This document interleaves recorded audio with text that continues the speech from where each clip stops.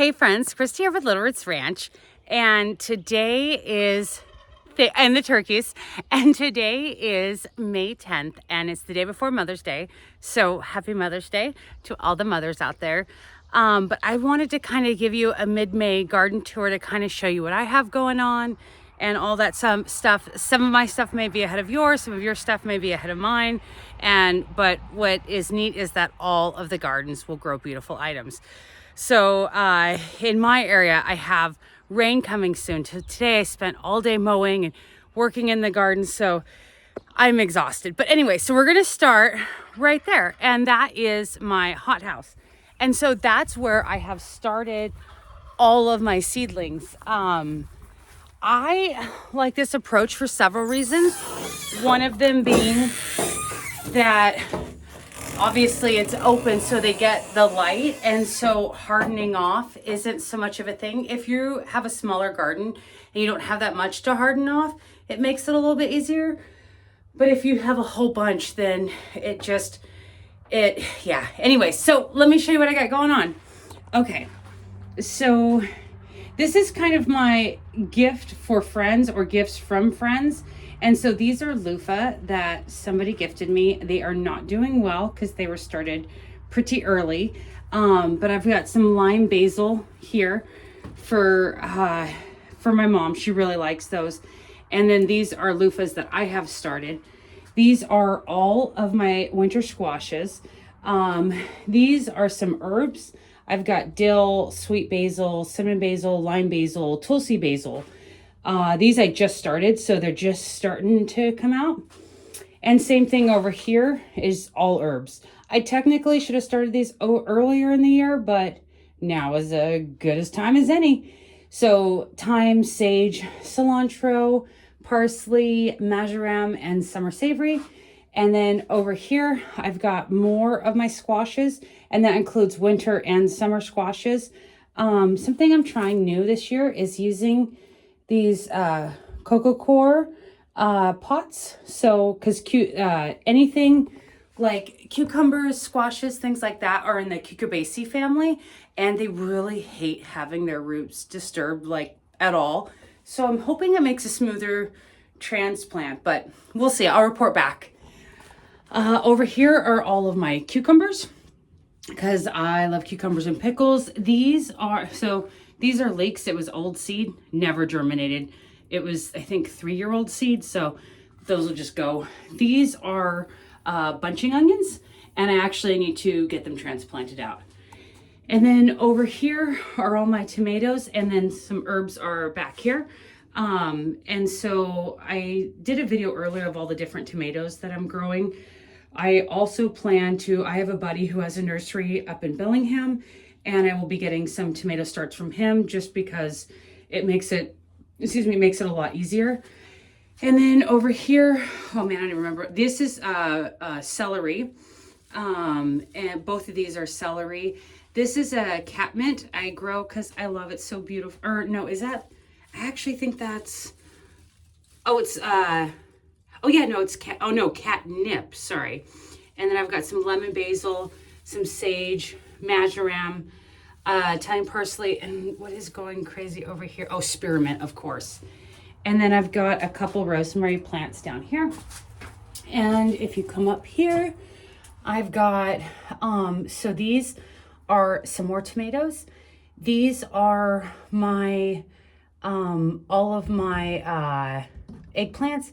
These are tomatillos. These are lots of basils, the sweet basil and lime basil, because I love both.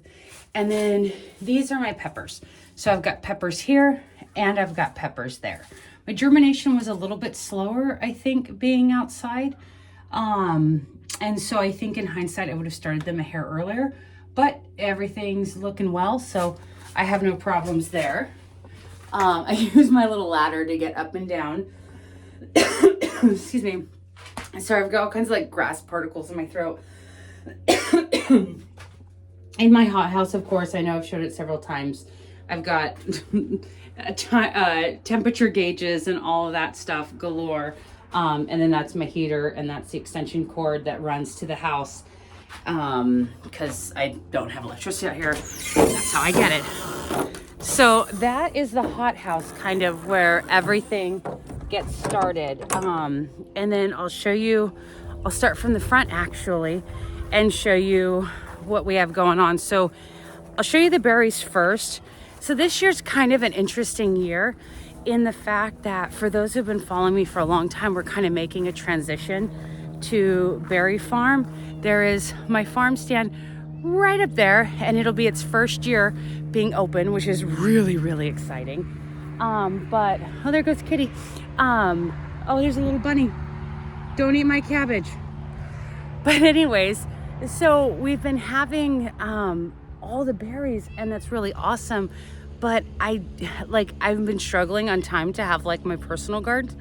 So I've kind of got a little bit of stuff everywhere, and it's not super organized, but it's, you know, it's something. But anyways, let me show you what I have going on. So here I've got a bunch of random stuff. So this first row right here in the closer to me is cabbage. Oops. And then further away is broccoli.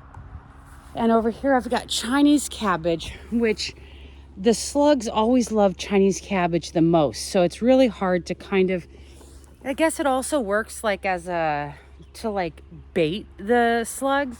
But anyways, and then I've also got, so of course these are my peas. I've got peas in a few different areas, but these are my kales. I need to come out here and go slug hunting because I'm getting too many slugs. These are my Swiss chards. In here I have, it hasn't germinated yet, but I just planted it. It's New Zealand spinach, which New Zealand spinach is it. So I guess it's not, so personally, I've never grown it before. So if you have grown it, please share your experience with it.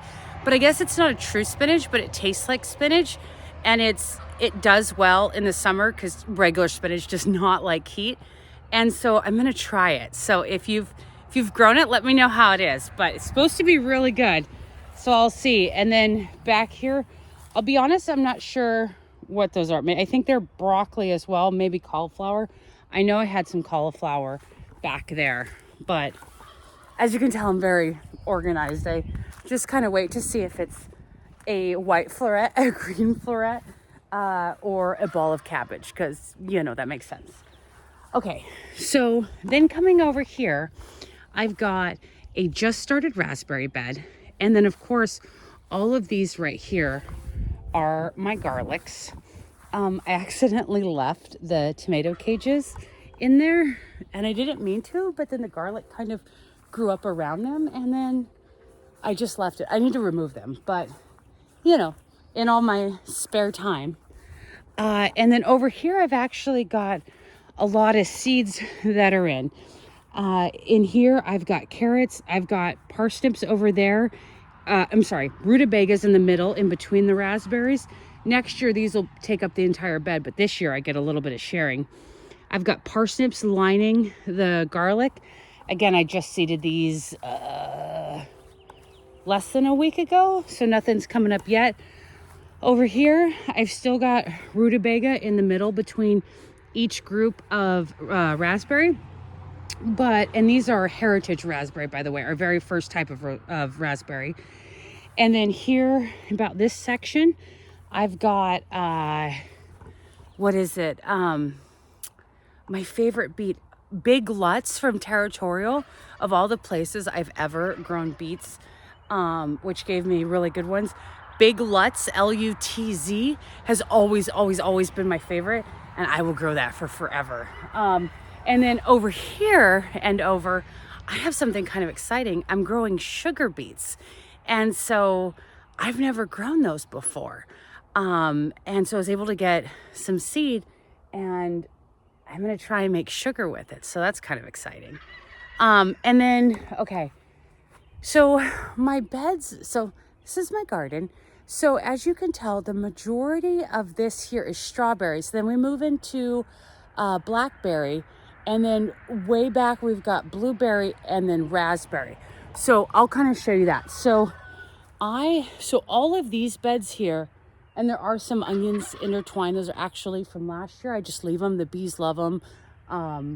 I like diversity, and I feel like it can't hurt anything, and it's got to be good for something. And they're pretty, and I, use the cuttings or whatever. But all of these are my Albion strawberries, and they are everbearing. And so they put up 2 main crops they're getting close actually. As you can see here, I've got lots of flowers. And then do you see that baby strawberry? Or over here, the baby strawberries. And these are planted pretty thick. Obviously, I'll need to go through and thin them. My rose bush, I love roses. But so these are all of the everbearing strawberries. And like I said, they'll put up a crop probably about late May, early June, but I think it might go a little earlier this year because it's been pretty warm. Sorry, I just realized there's a rock on my garlic, and so I'm gonna set him free. Okay. And then they'll put up another bigger harvest around like in the early fall or whatnot, and they'll kind of put in between. So you get more, but it's like spread out. Like you get less each time, but it's more total, but it's spread out. And so if you want to like have some strawberries and kind of munch on them, that would be a really good option. Whereas if we come over to these beds, which are the 3 you see behind me, look how pretty they are. These are June bearing. And as you would guess, they bear in June, and they're one and done. Meaning that they will put up a very large crop, and then they're done for the whole year. So what I'll do after they put up the berries is I'll actually shade or like mow all this down with like a little hand thing, and then they won't give me anything till next year at this time again. Whereas the everbearing will put more strawberries up. So these are the June bearing. Not as many flowers because most of them have turned into, started flowering first. See if I can find. The leaves are really dense, which is nice because then the strawberries don't go on the ground and they get a lot of, what's it called? They get just a whole bunch of them or whatever, and they don't get like sunburned and all that stuff. So I like that. But anyways, so these are my 3 beds with June bearing strawberries, and these are Cabot, Cabot, and they're a very large, super sweet. Oh, some of these strawberries, I'm not lying, like literally the whole size of my hand, like not from here to like fingertip, but like the other way. They get really big. Okay, then looking down the farm, you can see all these trellises that I have going down. And so for the most part on all of them, the beans are on the west side and peas are on the left side, or on the east side. And I'll show you what I mean by that. My thought on that was that the beans or the peas will grow first, and then when they're puttering out is when the beans will really take off, and so they'll take the sun. But let me show you. So you can see here, these are the peas, obviously, and they're growing up the trellis, and soon they'll give me lots of beautiful peas. But over here, and this was just a couple days ago, I planted beans right here, and that's kind of the same thing. See over here on this trellis, I've got sweet peas growing up, and then over here, you can see where I cleared some and then put planted beans. And that goes on for basically every single trellis that I have, with the exception of this one. And just because I have scarlet runner beans on both sides, because the hummingbirds really love them. They look really pretty. I love the huge pods, so I have a whole bunch of those. But it's the same on all the other stuff. So another thing you'll notice about my garden is, do you see all those yellow flowers? Those are brassicas. I think kales, bok choys, whatever. But one thing I like to do is in the walkways, like after, because I get a lot of weeds, but they're not weeds. It's like bok choy, lettuce, whatever. In this case, brassicas. And I leave them to overwinter, and then they explode with flowers. And so not necessarily to eat, but what I do is I pull, so this used to be a whole big section, like even in the middle, and I pull one every so often to feed my chickens, but also the bees really love the flowers. So these will be gone. These are the last flowerings kind of, and I don't think you can see in the video, but there are bees on them. And then I'll slowly pick them out and give them to the chickens. So, okay. Now we're entering blackberry land. And these are not the annoying blackberries that we don't like at all. They're not the Himalayan or the evergreen or whatever. These are triple crown blackberries. They produce a really large berry. And you guys, no thorns, which that's the most amazing part. So it's a better quality berry, a sweeter berry, a larger berry, and they're not as crazy. But so I have those trellis, and I have 2 rows of those, and these are triple crown. The row earlier I showed you that had the peas in it and the cabbage and all that, I have one of the Primark blackberries in there. I originally had them in the far back and they didn't do well, so I have one. And so over the next couple years, what I'll do is take that one and take one of the first year shoots or primocanes and bend it over and tip it in, and then get a new plant and do that a couple more times, and then it'll be full again. It'll just take some time. Okay, so there's those, the flower. You see that big old bumblebee? You probably can't see them. But anyways, still lots of strawberries over there and a rose plant. And then again, here is more of the blackberries, and my calendula is just started, or calendula, I always say that wrong, just started blooming. So that's really exciting. And then here is the start of the raspberry. And so these ones are second year bearing raspberries. I need to thin out. I also, this bed is so chaotic for me. So as you see all these white flowers, so these are actually the, what is it? The hula berries, or, they're the white strawberries, and they're so delicious, but I didn't plan very well. And so one, I need to remove like 2/3 of the raspberry plants in here. And I need to move the hula berries because they're getting too crazy. I also planted on the other side, not that you would ever be able to see, but I planted the native strawberries because they are an excellent pollinator for the hula berries, because they have to have like a ratio of like white to red to get the white or whatever. So that's, and I don't know the variety of these raspberries. They get really, really tall and they're really delicious.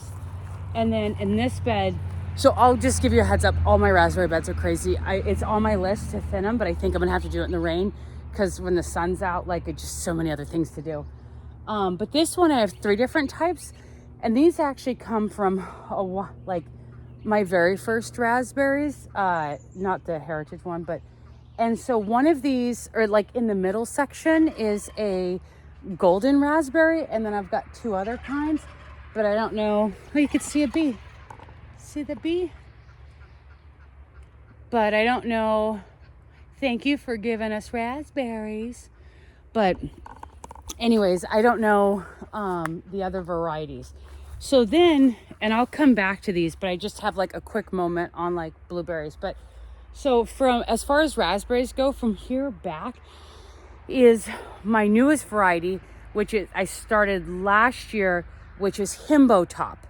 And so I'm really excited about that. And of course I have different things spaced in here, like this is thyme. Oh, it smells so amazing. And then over here, this is Swiss chard from last year. Obviously I need to get this to the chickens. And I think there was kale over there and collard greens over there. And but those are from last year and they've gone to the chickens. So I'll show you my blueberry area. The thing is that I just started it last year, so it's not like very overwhelming or whatever, and I was struggling to get the the pH down to what blueberries need. But here you can see, don't mind that, that's chamomile for teas. But so you can see here, I have my little blueberry plants. No flowers or berries this year. I've got 4 different kinds. You can see them go in the beds. And then the second to last bed is huckleberries, and last bed is garlic and asparagus. And I'll show you that right now. But yeah, so they're not, like I said, I don't remember the brand, the types that I had off the top of my head. And I'm gonna have to wait a couple years because they came pretty small and all of that. But anyways, here's more raspberry. And here, my beds are so crazy. Y'all, this is oregano. I don't know if you can tell the difference in leaves. These, like the serrated ones or whatever, are the raspberry. And this is oregano. But like, it's everywhere in there. I have never had raspberries be so incredibly successful. And so I got these last year. They were one stem. And I put, I think, 8 or 9 of them in there. And like, look at that. So anyways, I'll be making raspberry jam video this year or this summer. And then here are some more raspberries, of course. And then we're ending the end of our raspberry. Over here, just kind of showing you some more of the blueberries. And then where that trellis is, I have beans that I just planted, because I grow a lot of beans, because you guys know that I love beans. Also, I have the funniest weeds. Does this look familiar to anybody? So there's no raspberries here, but this is potatoes. I planted potatoes here so long ago, and I just keep getting, but like, I don't think there's like a section of my farm where I don't have potatoes, because once you plant them, you have potatoes forever. Like, even just like, look, I have so many potatoes. I don't even know what to do with it. And then I have some, obviously this is bolted kale. Oh, there's a bumblebee. Hi. There's one over there too. See, this is why I leave them to go flower. And then when they start getting the seeds and get into like fatter pods, then I give them to the chickens. So that way it takes care of all of the animals. Oh, these, I'm excited. These are were they jujubes? You think? Yes, jujubes. There's this one and this one. They're not doing, I thought they were dead because I've never grown them, but you can see they have the green stuff on them. So apparently that's what they like to do. I can't wait till all these raspberries are ready. Okay, sorry, we'll continue on. And then, so then over here, this bed's a little bit of a mess. This is my rhubarb bed. And so I actually spent a lot of money on these rhubarbs. And the reason why is that it was like well bred, and it's supposed to have these like super thick big stems, like, because and they're solid red.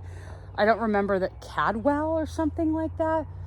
Excuse me, but I have a bunch of rhubarb plants in the back, like tons. But they're like red into green or whatever, and I don't care at all for my personal consumption. But like, people who buy food, like it matters or whatever. I guess it's kind of like why they put like food coloring in the cheese or whatever. It's kind of weird, but it is what it is. So this is only their first year as well, because all these raised beds are new. But if you can see, so one, they're ultra red, but like they're really huge. They're like that around, like they're just huge. I need to thin those out. But like, look at the size of that leaf. Like, that's insane. And so they'll get longer next year. But this is some random tree. I don't even know what it is. I'll have to look it up. But is that knotweed? Oh no. Is it from the soil? Okay. Remind me to look that back up. So anyways, I need to go back and look at that. It looks like it. I noticed that I got some sand, and there was this thing growing up, and it, like, I was like, what is this? Because I've never had knotweed. And I looked at it, and it was knotweed. And I was like, but so I've been pulling it, but I don't want to get a thing. Okay, so this is, I put extra rhubarbs here. There's a lavender plant. He's being smothered out. I think that's a lavender. It might be a rosemary. I have to check. But these are currants, but only 2 survived. So we're mad at this guy I got it from the native plant sale last year. And so I'm trying to shame him into producing, but obviously it's not going to come back. Yes, boys, I'll tell him hi. The turkeys say hi. Okay, so now we're over to huckleberries. And so I have something that is flowering, but so I've got a few different varieties of the huckleberries. And so you can see, like, some are small right there, like, because I got them from the Snohomish plant sale last year, and they were teeny tiny, like literally like the size of, I don't know, like a baby hair. And I'm like, how am I going to keep this alive? Somehow I did, but they like to grow in a forest. You guys are going to laugh at me. So I built a little forest from the sun. So it's these first 3 in this row, but you see all these little things. I tried to mimic a forest because they were so tiny. The other ones were bigger, but I tried to mimic a forest, but they made it. So they did like my forest. But yeah, and then I think these are the adult versions of those ones. And then all of these are red huckleberry. I've got heather spaced throughout all the different things for the bees. But so they're really tiny. Again, they're only a year old. Down the road, hopefully they'll be big and beautiful. That's a sedum. Let's see. Let's check our tag for what kind. What does it say? Oh, so that's evergreen huckleberry. And I think that other one is like a red huckleberry, something like that. Okay, and then I'll take you to my garlic and asparagus bed. Okay, so through the middle, I have asparagus, and which, by the way, if you have never grown asparagus, if you don't pick it, it grows up and creates like a fern type thing. So that's the asparagus.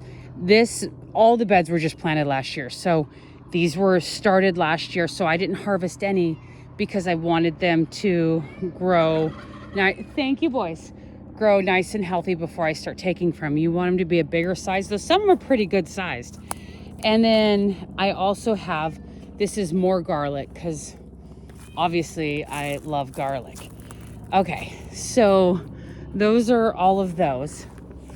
And then it's kind of hard because, like, in thinking, I think I'm gonna do a tour of like just the vegetables and the fruit. We already did the fruits, but like, and show you some of the other stuff. Because, like, in theory, I put over 100 fruit trees in the back, but they're like, yes, honey. Yes. Hi. Hi. You want to say hi? Okay, I'll tell him. Kitty says hi. That's Mika. But they're just kind of like sticks because I cut them between 36 inches. So it's like not a lot to tell. In several years or several years, when they're just like loaded with fruit, I'm living my best life, then I'll be showing them to you. So I'll take you. These are, I always forget the name of these. I got them from the plant sale too. They're Aronia, I think is what it's called. And they're really good. They're like really tart though, like, if that makes sense. I'll show you my turkeys and my bees, and then I'll show you my corn. And say hi, boys. Say hi. So this is part of their enclosure. So as you can see, this is what I was talking about. Like, so they have a food forest in there.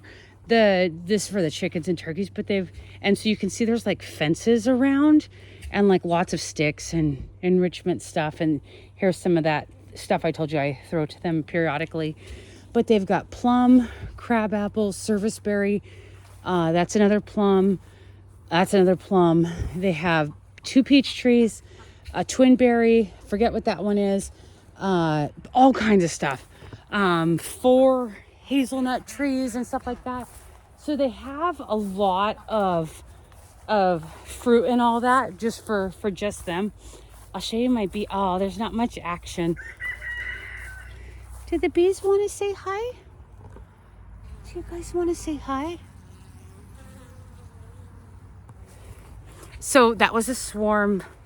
Oh, you know what? I didn't post the video on YouTube. I'll do that. But if you follow me on Facebook or Instagram, I posted a video. I've caught swarms before of bees, but I've never seen the process. And there were like tens of thousands of bees in the air, like slowly funneling into there. I don't know where they came from, but they wanted to live here. And so now it's my new colony. Okay, so this is my little corn patch here. It's really small and the corn are really tight. And so there's a few reasons for that. One, there's going to be multiple squares, like that's the next square, and slowly like working on it. But the reason for that is because one, this spring has been so gorgeous and not very typical of our springs.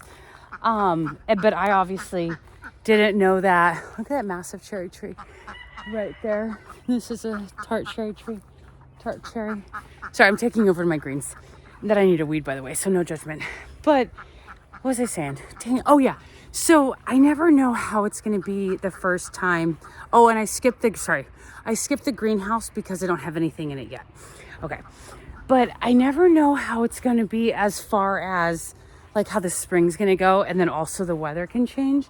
So I usually do a smaller corn right at the beginning just because it's like safer or whatever. But also corn is like a one and done. It doesn't like keep producing or stay on the plant to like pick later or whatever. Like, so if you plant successions of corn, then you can have corn longer, which is amazing. But okay, so this I need to weed very badly. And the Tokyo Bekenas are going to seed. But here is where I have some of my greens. It's close to my house, so it makes it easier to just come out and pick. But this bed has been abandoned for several years because I told you guys about how I, what's it called? Like, I've been putting so much effort towards the berries and getting the farm stand open and getting the beds built and like just all the work on the farm. Like, I wish I would have done a video like when we very first got here, because like the transformation has been so crazy. But like, so now I'm struggling to like randomly put like my like actual garden stuff in different places. Like I've got, I don't know if you guys remember the chicken garden from a long time ago, but I've got a section back there where I can put some stuff. And like, so you can see where the fence was. Thank you, boys. Back there. So I'm thinking about actually doing a strip till right there and planting some of my winter squash and like basically trying to find a home for everything. And so, yeah, which is unique because like, you know, before when I grew mostly vegetables for sale and CSA and all that stuff, then it would just be, you know, like my personal garden and the garden for sale were commingled.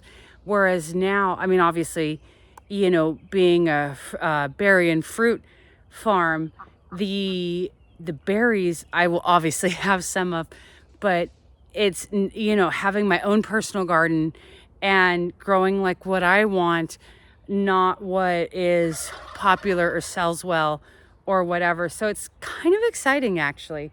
But anyways, if you have made it this far, thank you so much for watching my garden. And, you know, I'll continue to make these videos throughout summer to kind of see how it evolves. And I've got a lot of work to do. If there's anything in particular you want to see or anything that you think I missed or whatever, comment that below. And thank you for watching. And yeah, oh, I always say this in the videos because a lot of you, I do remember actually, if you want to share how your garden is doing, I'd love to hear that. Or if you're trying anything new or struggling with any things I'm struggling with, because at the end of the day, we're all in it together. But anyways, thank you for watching. Happy gardening. Bye.